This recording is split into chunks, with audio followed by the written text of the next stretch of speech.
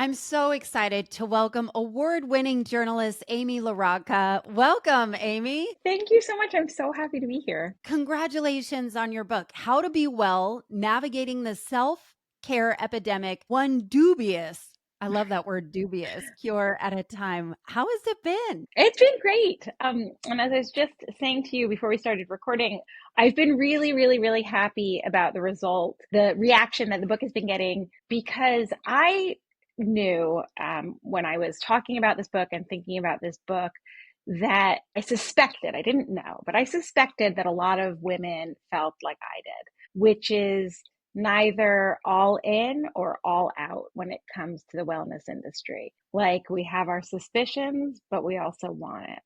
We also want to be in on it. A lot of publishers and agents were like, well, I think it should either be a takedown or an endorsement, a takedown or a guidebook. And I was like, well, it can't be so binary. It can't be all one, and it can't be all the other, because I don't have that kind of relationship to this business, nor does any woman I know. And I had to find the right agent, and I had to find the right publisher. And that wasn't necessarily easy, but I felt that women specifically would feel the way I did.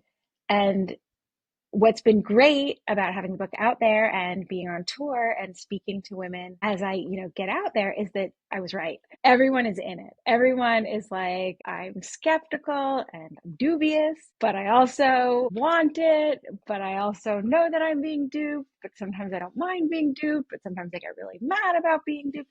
So it's like just how we're going to sort of navigate this thing together and be in it and also mad at it and also out of it and just smarter about it, and have a sense of humor about it. And so it's been really gratifying to me to realize that I'm not alone in my relationship to the wellness industry, which is complicated and not as simple as like, I'm going to take it down or I'm going to just guide us through it and buy in. And how many people exist in that complicated soup with me. It feels like an intelligent person's skepticism, right? Yeah. Like an intellectual skeptic, right?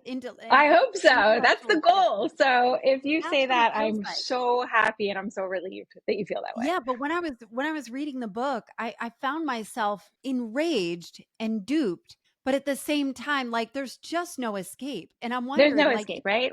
as I look at like all the chapters, you have chapters on, so when you're thinking of self-care, right? We're thinking of manifestation, politics, biohacking, men. There's so many different areas, the cleanses, Goop, of course. You Of can't talk course, about right? wellness without I talking know. about Like, I can't tell you, people Goop. be like, oh, what are you up to? And I'm like, oh, I'm reading this book. And everyone's like, Gwyneth Paltrow. Like, it was like the next word out of their mouths. Like, are you writing about her? Have you met her? Like, all these different things. Yeah, you can't escape her. So she's got to be in there. And then, like, what's going on with men anyway? Because wellness comes really largely, it's like, partly out of the medical profession and partly out of the beauty industry. But the aspect that comes out of the beauty industry, beauty is a women's industry. We all know that. So wellness really skews largely female. And because the aspects that come out of the medical community come out of this part of the medical world that has largely kind of ignored women's health. So again, that's going to skew largely female because the medical profession has overlooked, downplayed So women's medical contradictory. concerns. So like a lot of these things, like all of it creates a kind of perfect storm for the wellness industry to be very female. Women are always the ones in charge of the family's health, right? Women are the ones who look after the children's health, book the doctor's appointments, take the children, responsible for making the food choices in the household, usually. Even still, I mean, we like to say these things have progressed, but I think if we're honest, in most families, a lot of those choices still fall to the woman, even if she's equally earning or out earning, equally working or out working the male in the household. She's still making those choices. I'm particularly interested in your experience that I couldn't even imagine. Like, did you quantify how much money you spent just writing this book to try all of I these try not to. Luckily, I got a things? really generous advance. Thank God. I didn't. In a lot of situations, I was able to get kind of like meteor rates, or because I had a lot of relationships from my time as 20 years at New York Magazine, I didn't really have to pay sort of retail rates for a lot of things. A lot of things I did pay retail rates for, like, or get, sort of a trial run as a journalist. I did pay for, my ticket to it's a funny story, actually. When I went to the Goop conference, I asked for a press ticket, and they didn't like the original New York Magazine story that I'd written that kind of inspired me to do this book. So they said I couldn't come. I couldn't have a press pass to the Goop conference. And a ticket was like, $1,500 for a day. So I was like, okay, well, if I can't have a press pass, then I'm just going to buy a ticket. But I knew they hadn't liked the New York Magazine story, so they weren't going to want me to come. So I told a friend of mine to just buy the ticket, and then I would go. I'd buy tickets for us to go together, and she could put them both in her name. So the night before the conference, she gets this email saying that the tickets have to be put in the attendee's name. So anyone who had 2 tickets in their name had to name the attendee. So she completely like freaks out, and she's like, oh, no. She's not a journalist. She like doesn't know. And so she puts the ticket in my name, and 5 minutes later, my phone rings, and it's a publicist from Goop, and she's like, you can't come. And I was like, What? I can come. I'm a member of the public. I bought a ticket. You can't ban me from coming. I'm coming as a Wow. member of the public. And I bought a ticket. And she's like, okay, well, you can't write about anything. And I was like, I can. I mean, this is not, this is not a closed event. I mean, there's not an NDA. There's not, I can't reveal the names of the attendees, like, we're private citizens, but this is not private, and it's a public event. I bought a ticket. So then she totally reverses course, and she's like, okay, well, then I'm going to make your schedule, because you couldn't choose what you're attending. So we get into That's this whole thing. so interesting. Yeah, she It totally wanted to almost sort feels of, like guilty. Like it almost feels yeah. like So it she wanted to implies like sort that of there's something decide to what be I was hidden. going to. And then I think, I don't know if you've gotten to this part in the book, she wanted me to go to this psychic medium who communicates with the dead. And this was at a time in my life when I had just lost a very close friend who had actually died of AIDS. And it was like a Hmm. very unusual story. And he was a kind of prominent artist in New York. And it had been a very unusual story because at this time, like, a lot of people weren't dying of AIDS because there's a lot of treatment, and it had gotten a lot of attention because why had this young prominent artist died of AIDS at a time when AIDS treatment was widely available? Of course, the story had gotten a lot of attention in a lot of publications. And he and I were often photographed together. I had sort of organized a tribute to him in New York Magazine. So our names were published a lot together. And so the Goop publicist organized for me to go to this psychic medium. And of course, what happened was the psychic medium was like, I'm going to pick out someone in the room, just anyone. Oh, you. Of course. Yeah. And then before I knew it, he was sort of like channeling, oh, you've lost someone. It wasn't a young person. I mean, it wasn't an old person. It was a young person. His death drew a lot of attention to a thing, and other people are going to learn from his death and the way he died. And it was like, oh my God, what's happening here? So it was like, first the publicist didn't want me to come. Then the publicist was like, you're going to come, but you're going to go to this event. And it was like this very weirdly manipulative thing. And I was really upset about it. Hmm. I felt really manipulated.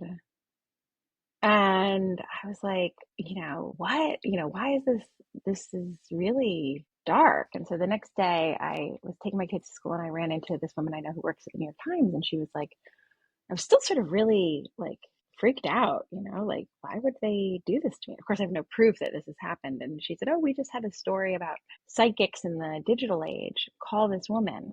I called this woman, and she debunks psychics. And she was sort of explaining how psychics often use social media to, when they have the list of people who are coming to their events, they'll look them up beforehand, and they'll kind of do a little recon on them before their psychic session. And then I got into this kind of like rabbit hole about it. And it was like very telling about wellness in general, because I felt like I was there as a journalist, and I felt really taken advantage of. But what if I'd been there as a paying and believing attendee? Would I have felt comforted? If I had chosen to believe, if I had gone in there with like my receptors up, would I have felt comforted? And it was something I sort of wrestled with throughout the book. I felt annoyed because I was there as a journalist. But if I had gone there looking for comfort, and much does that apply to so many of these wellness protocols? So If you're out this there is so looking for comfort, fascinating.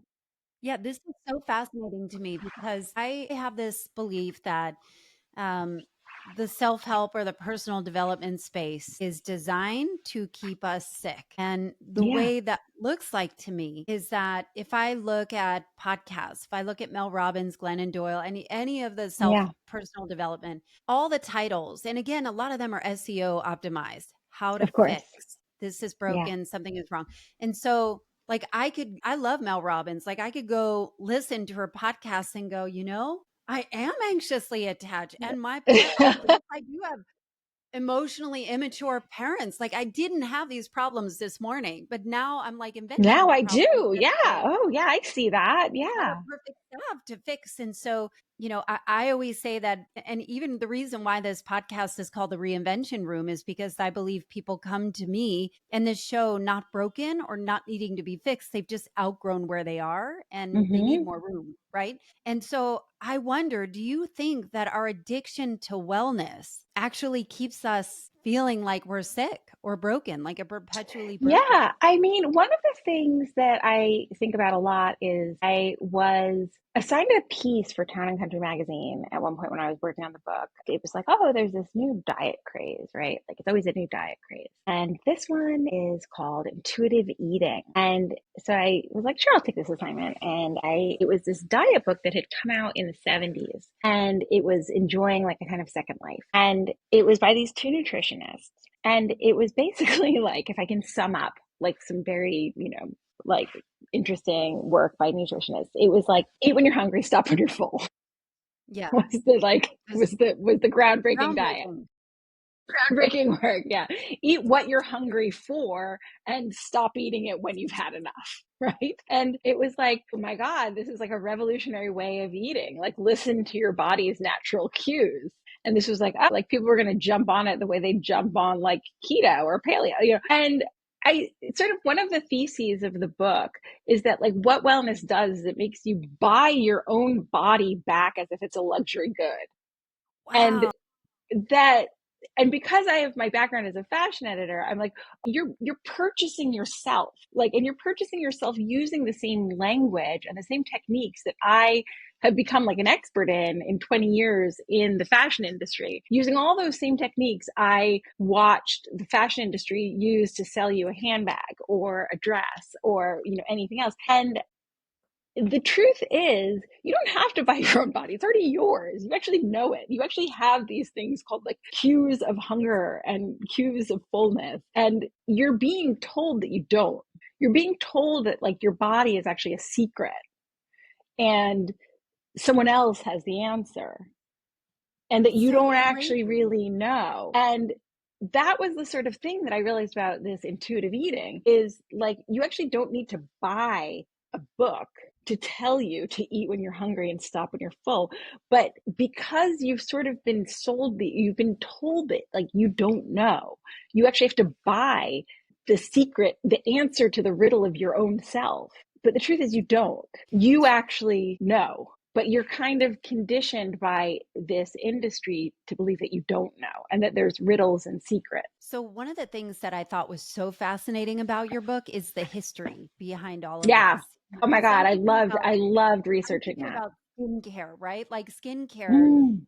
I have really oily skin. It's probably shining up right now. No, But I it's have really perfect. oily You've got gorgeous skin. skin. But like, there are 9-step Sephora, like there's Sephora kids, you Yeah. talked about writing this book for your daughters, right? Because Oh, you don't want them to 100%. grow up thinking this, but the Sephora No. kids they need a 9-step cleansing thing. So as somebody who has oily skin, I would get oil free. It would take away the oils, the astringent. Remember Stridex astringent, where it Sea would breeze. Remember sea breeze? sea breeze, where it would rip off your face, but then it would overproduce because your body already knows how to clean itself. You know, right? Like It's you know what to crazy. do.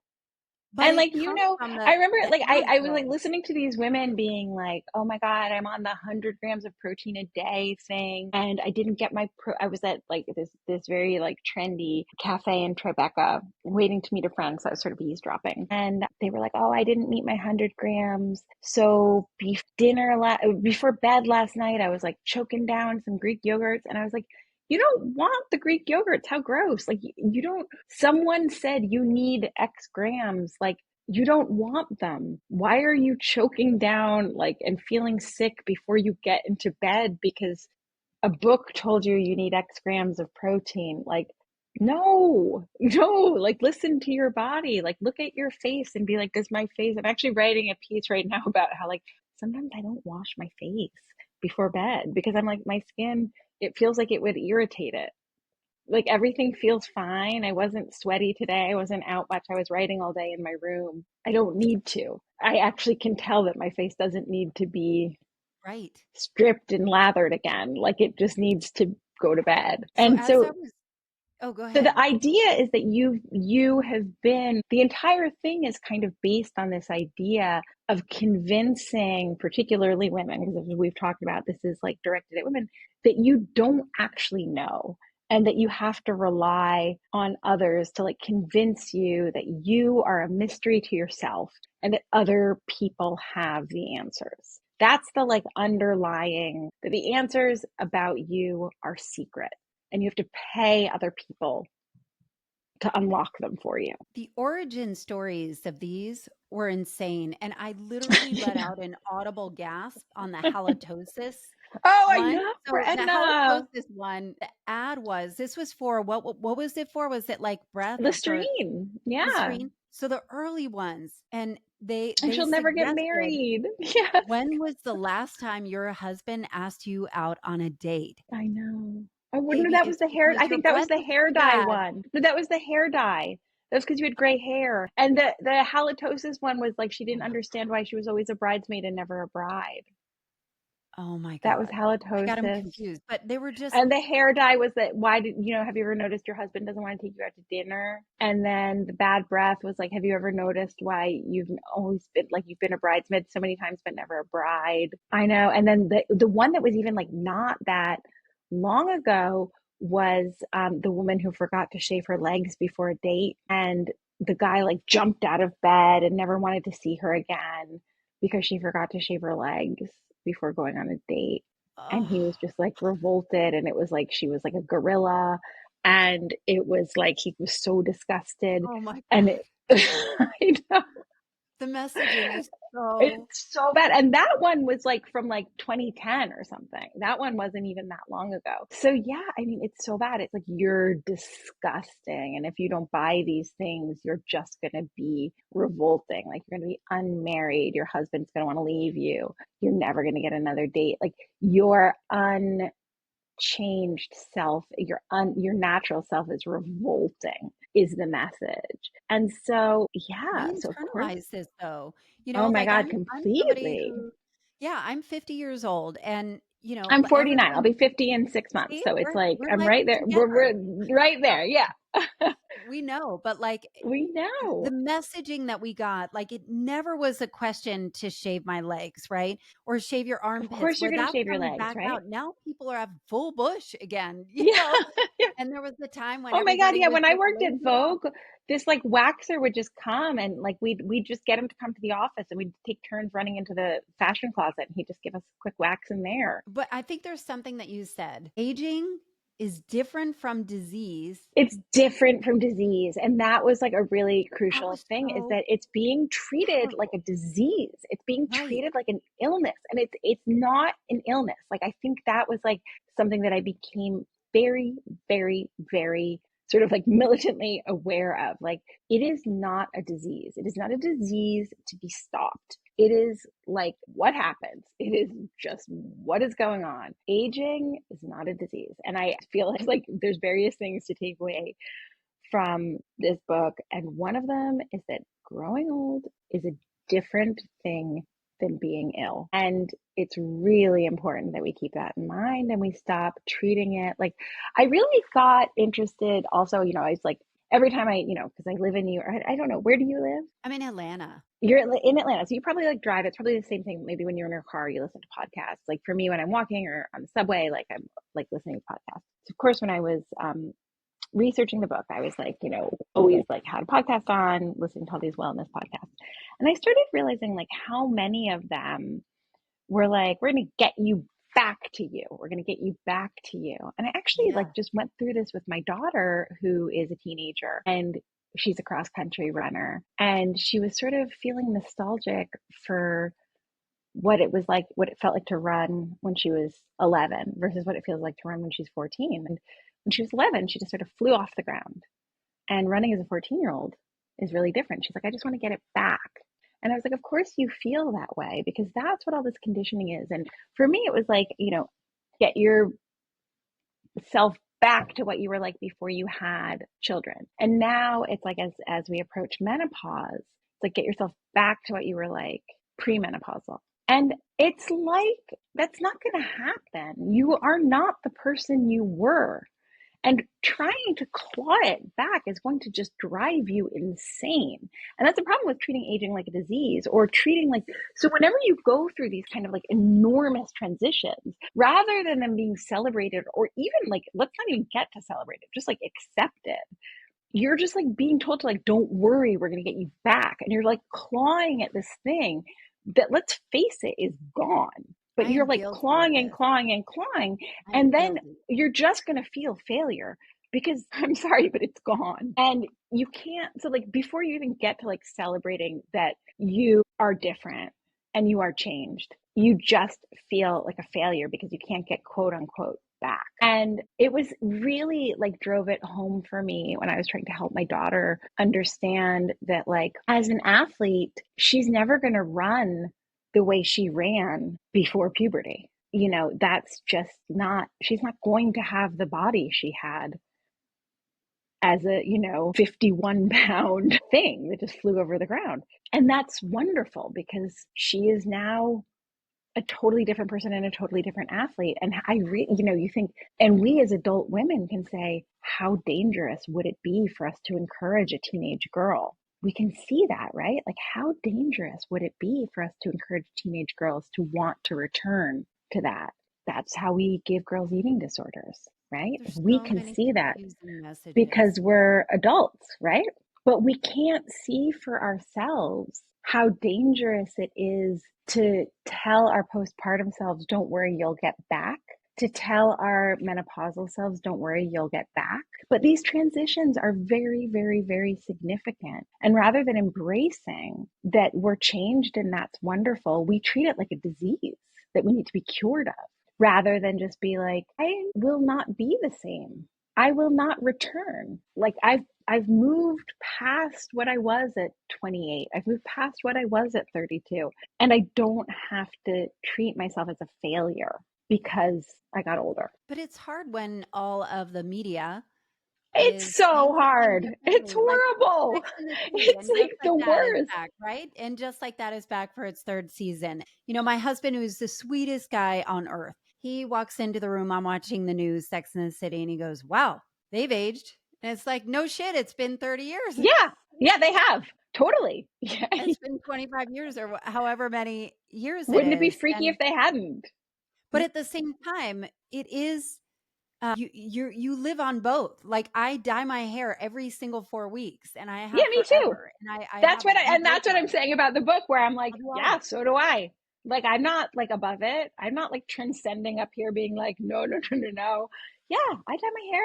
I dye my hair. I'm like, going to the gym. Like, I'm doing, you still want to feel good. Like, I totally, and like, no part of me is here to say I have transcended above all of this. I am okay with it. Like, I totally like, it's so hard. It's just so hard. And I think the book is just to say, like, let's talk about it. Let's like see this. Let's call it out. Let's just name it, One of you the know? themes that I noticed in your book that felt really profoundly kind of laid out is the need to belong. So whether it is Yeah. cults like Peloton or Soul Cycle or CrossFit or wellness trends being part of that, beauty trends as well, it felt like there was such a deep need. On one hand, I hear of like the need for somebody to tell us what to do, how to get Yeah. better. And the other side is being part. Like now we're hearing a lot about Mar-a-Lago face, which is the latest Yes. beauty trend for those Oh that my are in God. the Yeah. And medical I side actually or like, when politics. I was still at the magazine in like 2016, I wrote about like yellow hair, like the sort of Fox News hair, that like sort of yellow color that they all have on Fox. Yeah. And oh my God, they went crazy for me. They came after me like on, they go crazy for you. That's what happens if you question, like, I wrote about the Fox News hair color and oh my God, it's horrible in a fashion issue. Ooh, it was terrible. But yeah, I think that, so one of the things is like the kind of spirituality of wellness, right? Like, so since World War II, like I think, and this comes as no surprise to anyone, the number of Americans who have a kind of organized religious association has just been like plummeting, right? Like since the end of World War II. So it's like Americans just don't go to church anymore. They don't go to temple anymore. They just don't do it. But it's not like those kind of yearnings for community and ritual and gathering have gone anywhere. And there's this weird thing that in kind of a sort of certain urban environments, which is where you get a lot of the fall off in organized religion, you see a lot of those elements replicating in these kind of boutique fitness settings. Hmm. And it's really fascinating. And you get the music, you get the charismatic leaders, you get the routinized gatherings, you get the rituals, you get the ecstatic movement that can accompany certain, like, definitely can accompany certain kinds of religious gatherings historically. And you get the kind of preaching that you get about like belonging and community. And there's so much talk about a loneliness epidemic, and you do get groups of people who come together and talk an awful lot about supporting each other and also about like kind of shared values and, discussion of shared value and shared belief and shared emphasis on community, lifting each other up, being there for each other. Um, and it's funny, it's around exercise in a lot of these cases. I think about the debunking thing has so much Hmm. to do. Like there was kind of a message that debunking really doesn't have a lot of power. I mean, we're seeing that with vaccinations, that if you It belong to doesn't have, certain yeah, groups, that even if, like, I mean, I think most people at this point know that there's no scientific evidence to back up any idea that vaccination is dangerous. There's no hard scientific evidence. It's like the one study in the Lancet with like 8 participants. I mean, there's no scientific evidence, and there's never been any scientific evidence for vaccine skepticism, certainly vaccines and autism. And yet it persists, it persists, it persists. An example I write about in the book is that few things have had such bad press as juice cleanses. And yet, when the founders of like the most popular juice cleanse in New York about 10 or 15 years ago and it was like everyone was doing the blueprint cleanse, juice cleanse, and everyone was doing it, and they had a million imitators, and they were selling their company for hundreds of millions of dollars, and they'd be like, oh God, we got another piece of really bad press about the dangers of a juice cleanse. Let's like prepare, we're probably gonna have a slow week. But they wouldn't. Their orders would double because the desire to believe it is so strong. And also, I think like anything that is like going to help you lose weight will probably do well no matter what. totally. Yeah. So it's like there's no debunking any sort of method of weight loss. And certainly the desire to believe, and especially now, the sort of lack of faith in establishment and systems that, are supposed to be there to protect us is very, very, very high. The lack of belief and the lack of faith. Well, the other theme that came true to me reading your book was who do we trust and how do we Yeah. know who to trust? And like even And just the it's harder than concept ever. of trust of even our medical system, who knows?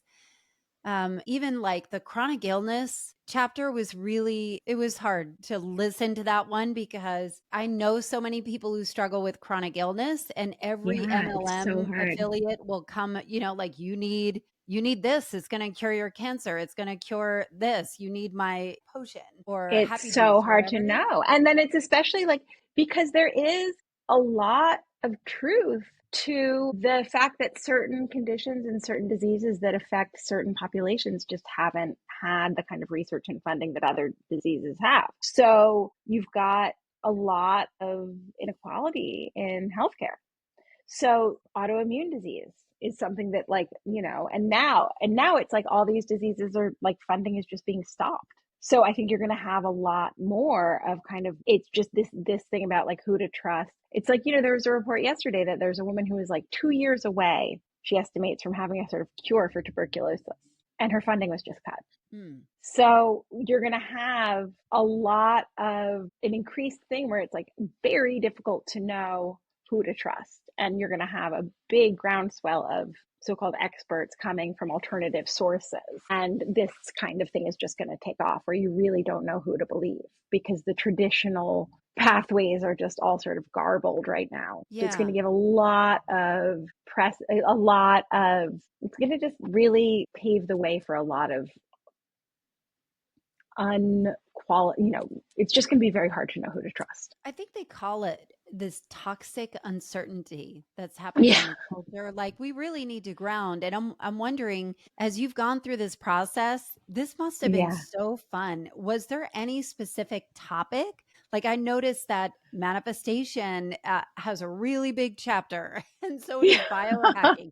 Were there Oh, any of yeah. them that you particularly really enjoyed Oh, learning I about or enjoyed were like all of super it. fun? I mean, biohacking was so funny just because, I mean, they're so silly and like it's just fun when you get the like really silly people. Like, And even your stories of, like, hooking yourself up to all of these oh God. trackers and knowing having Oh more God. data before I know. And before just being you like, had I your couldn't like coffee. some of them I couldn't even figure out. Like I was like, I had like the one that you blow into every morning. I couldn't like figure it out. I just like some of it I was just like, I don't want all this data. And the biohackers are so silly. Like Dave Asprey, being like, I might want to get pregnant with more children when I'm in my 80s. And I was just like, what? Like and believing it. Like men who believe that they might want to like get pregnant when they're 85 and believing that Only a they white man would say that, by the way. and be like we're really being like like we have so successfully like hacked and changed society with like what we can do with technology that like how hard could this be, like how hard could a body be? And it's like a body is really complicated. The body is not actually a machine. And that idea that like and I guess like if you're one of these people who has changed society with technology, you're just like, what's a human body? Like I can change that. Like look at what we've done to culture in the past 50 years. Like what's a body? Death is going to be optional. And just to see the world through that lens to me is just like, whoa, that's just I'm curious about you going into this project and coming out. What changed your mind? Well, I mean, it was a really long process because I started it before COVID and I was still working at the magazine and I sort of saw it as like a social comedy. And then there's definitely Social still comedy? elements of that. That's such a great term, social But comedy. then I sort of like, because of COVID and I just sort of like got a much deeper understanding and my girls were growing up and I was like, no, no, no, this is much deeper than that. And it took on like a much more, I don't know, it just got a lot deeper for me as I was working. And I was like, no, no, this is everything I've always really cared about as a woman. And now as a mother, as my girls are growing up. And I just cared a lot more really as the process went on. I was like, this is just bigger and more important to me than I think I understood in the beginning. Like I think, I'd be like, oh, all the fashion people go to this guy and get these colonics and it's just silly. And it is, and there is that aspect of it. But then I was like, no, no, this is important. This is really important stuff that we need to be thinking about. And of course, I couldn't have predicted COVID and I couldn't have predicted Maha and I couldn't have predicted a lot of things that are happening. But It is really important. It's really important that we take it seriously. And it's really important that we don't lose our sense of humor about it because it is really silly still, but that we sort of look out for each other, just, just don't like, and take care of each other. Like, I mean, sometimes I'll be like, oh, I spent all day trying to understand how and why collagen cannot absorb. And then just I like drank collagen anyway. Like, like I like it's okay because I'm like, well, what if? Like, and all my friends are drinking collagen and they're so plump and beautiful. And I'm like, well, heck, so it's like just like we're in it. Like just it's okay to be in it. I feel like we want it to work. We want the retreats to work. And Yes. I'm I somebody always that think of that old like moisturizer that it was around in the 90s, like Hope in a Jar. And I'm like, yeah, it's all Hope in a Jar. hope in a jar. And I think about how much money I've spent on Oh my God, I know. retreats, on manifestation programs, on, and all of them have their benefits, right? But like the mindset Sure, yeah. stuff and I find psychics, that and I I love. really like only like to spend my money now on stuff that like has really deliverable outcomes. Like I will spend money on like Pilates because I feel like it works. Like I don't like, like I like the really deliverable stuff. Yeah. Does it do you get to the point where you feel cynical? Yeah, sometimes. But then I also like can also feel really like optimistic and I also can feel really like we're all just trying to like get whatever gets you through the night, right? Like and that I'm a big believer in whatever gets you through the night too. Because I think about, I talked to you about this before we started recording, but people come to this show usually over the age of 40, and you get to a point where that road behind you has a few cracks at this point. You've Of had some bumps course. in the road Yeah. where I would hope you're like, so. Like imagine if wait a you minute. didn't, you'd be so Yeah, freaky. all the stuff I believed, that was bullshit, wasn't it? Like, what does the Yeah. real look like? And so I think looking for miracles and psychics, like I want them to work. I want all of these crystals that I have on my desk. I Yeah. want them to work. I want all of this stuff, and I'll still keep buying it and going on the retreats and, hoping for that guru or that somebody, Yeah. Of and course you will. I think it is just finding the place where you know how to identify real bullshit in snake oil and Yeah. know where you get the benefits from. And I wonder, coming from this, what changes for you? Like, what behavior changed? What behavior changed for me? Probably just do a lot less, honestly. So I'm very streamlined in terms of what I will and won't do. I would say that. I am also much more sensitive to the deep sort of medical stuff. Like in how important it is that we take care of ourselves and our daughters and just, that we treat legitimate concerns legitimately. I'd say those are the main things. I'm pretty streamlined. Like I'm pretty much like these are the things I need to feel well, and I'm very protective of them. Do you feel like it's freed up mental capacity in your brain? No, no.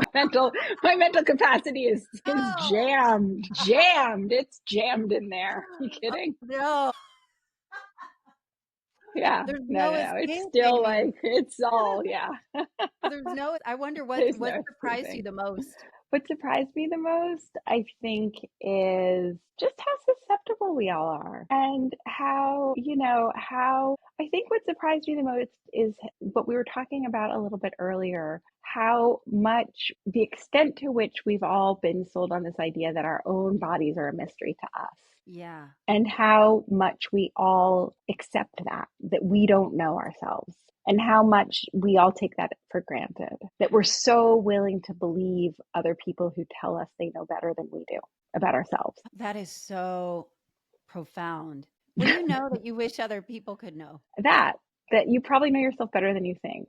Not that Yeah. I can always act on that. I mean, I will still like if I get like, an email and it's like, here's the wellness tip. I'm like, here it is. It's here. It's here. Guys, come in here. It's here. It's in this email. Oh my goodness. What has been the response been? What has the response been from the book? The response has been great. It's been really great. And I've loved, loved, loved doing like the bookstore events and meeting people who've read it and even like for my friends, it's been amazing. They're like, I didn't know you thought this. This is so great. I think that too. And it's been really great. It's been really fun. So the bookstore event's been great. I'm doing one tonight and it's been a much deeper and better response than I expected. And Oh, it's been that's so thrilling. great. I think my Yeah, it's been favorite really chapter great. of yours was kooks. Yeah, I know the kooks. I know. I love a kook, so that's my favorite part too. Yeah, so how do people get the book? The book is called How to Be Well: Navigating the You can Self. get it really anywhere. I mean, it's on every platform, and I know some people love to buy from Amazon, some people like to stay away from Amazon. So it's on Amazon, it's on all sorts of independent sellers' websites as well. So yeah, you can find it anywhere. It is such a great book. Is there any way people can reach out to you if they want to give Yeah, you their I'm feedback? I'm on Instagram. It's Amy Larocca author, and I have a website which is just amylarocca.com, and there's an email link on there as well. Amy, thank you Yeah. so much. Your work is Thank really you so important. much. Thank you so so so much. It's like endless conversation starters. Yeah. Yeah, and I've loved like I've heard from some women who have it in like book groups and stuff, and that's been really fun Oh, that's great. Thank you too. so much, Yeah. Amy. Thank you so much.